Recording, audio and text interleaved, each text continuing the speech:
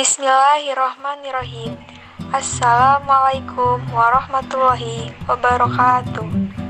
Nama saya Desmalia Fitri, NPM 2011030271 dari kelompok 3 kelas G, Fakultas Tarbiyah dan Keguruan, jurusan Manajemen Pendidikan Islam. Saya di sini akan menyampaikan materi fikih tentang pengertian sholat. Pengertian sholat. Asal makna sholat menurut bahasa Arab ialah doa. Tetapi yang dimaksud di sini ialah ibadah yang tersusun dari beberapa perkataan dan perbuatan yang dimulai dengan takbir, disudahi dengan salam, dan memenuhi beberapa syarat yang ditentukan.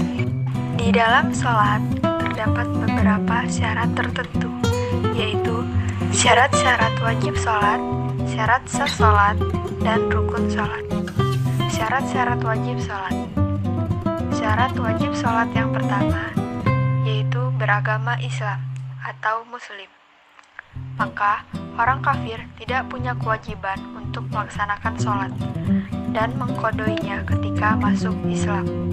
Nah, jika orang tersebut murtad atau keluar dari Islam, maka wajib melaksanakan sholat dan mengkodo sholatnya jika tidak sholat di waktu murtad.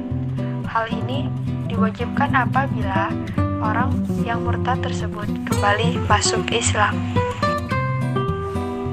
Syarat wajib sholat yang kedua yaitu sudah balik atau dewasa. Ada beberapa perbedaan antara baliknya perempuan dan laki-laki. Perempuan balik yaitu perempuan yang sudah keluar darah haid atau jika belum haid, batas baliknya sampai berumur 15 tahun. Laki-laki balik yaitu laki-laki yang sudah pernah ihtilam atau jika belum ihtilam, batas baliknya sampai berumur 15 tahun.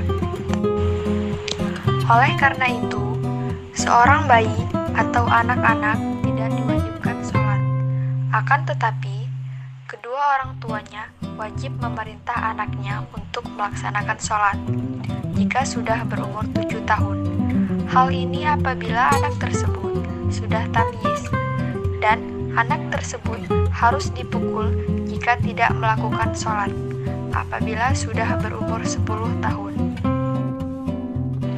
Syarat wajib sholat yang ketiga yaitu berakal sehat. Maka orang gila atau orang yang tidak berakal sehat tidak diwajibkan untuk melaksanakan sholat. Syarat-syarat sah sholat. Syarat sah sholat yang pertama yaitu anggota badan harus suci dari hadas, baik itu hadas kecil maupun hadas besar. Syarat sah sholat yang kedua yaitu menutupi aurat. Syarat sah sholat yang ketiga yaitu tempat sholatnya harus suci.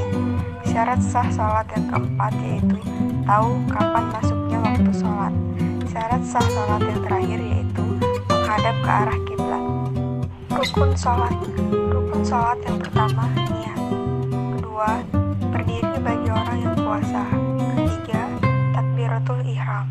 Keempat, membaca surat Al-Fatihah. Kelima, rukuk serta tumakninah. Keenam, bangun dari ruku, i'tidal serta tumakninah. Ketujuh, sujud 2 kali secara tumakninah. Kedelapan, duduk antara 2 sujud dengan tumakninah. Kesembilan, duduk tasyahud akhir. Kesepuluh, membaca tasyahud akhir. Ke-11, membaca sholawat Nabi pada tasyahud akhir. Ke-12, membaca salam. Yang terakhir, tertib, melakukan rukun secara berurutan. Hal-hal yang membatalkan sholat. Yang pertama, makan dan minum dengan sengaja. Kedua, berbicara dengan sengaja.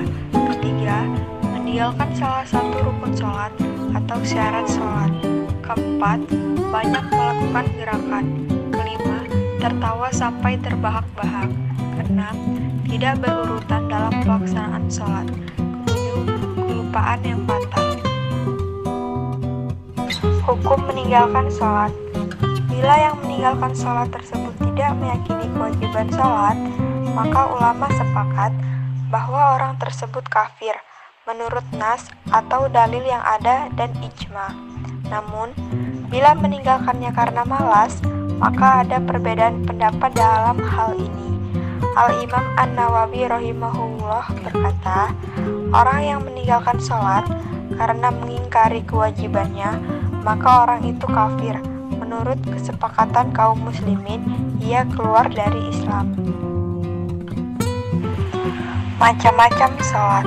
Sholat dibedakan menjadi dua, sholat fardu dan sholat sunnah. Sholat fardu adalah sholat dengan status hukum fardu, yaitu wajib dilaksanakan. Sholat fardu sendiri menurut hukumnya terdiri atas dua golongan, yaitu fardu ain dan fardu kifayah. Fardu ain yakni yang diwajibkan kepada individu, termasuk dalam sholat ini adalah sholat 5 waktu dan sholat Jumat untuk pria. Fardu kifayah yakni yang diwajibkan atas seluruh muslim, namun akan gugur dan menjadi sunnah bila telah dilaksanakan oleh sebagian muslim yang lain. Yang termasuk dalam kategori ini adalah sholat jenazah. Yang kedua adalah sholat sunnah. Sholat sunnah adalah sholat-sholat sunnah yang di luar daripada sholat-sholat yang difardukan. Sholat itu dikerjakan oleh Nabi Muhammad untuk mendekatkan diri kepada Allah dan untuk mengharapkan tambahan pahala. Contoh dari sholat sunnah meliputi sholat sunnah rawatib, sholat tahiyatul masjid, sholat sunnah taubat, sholat tahajud, dan sholat duha. Baiklah, itu saja yang dapat saya sampaikan mengenai materi fikih tentang sholat. Apabila ada kesalahan dalam tutur kata saya mohon maaf. Dan kepada Allah, saya mohon ampun. Wabillahi taufiq wal hidayah. Wassalamualaikum warahmatullahi wabarakatuh.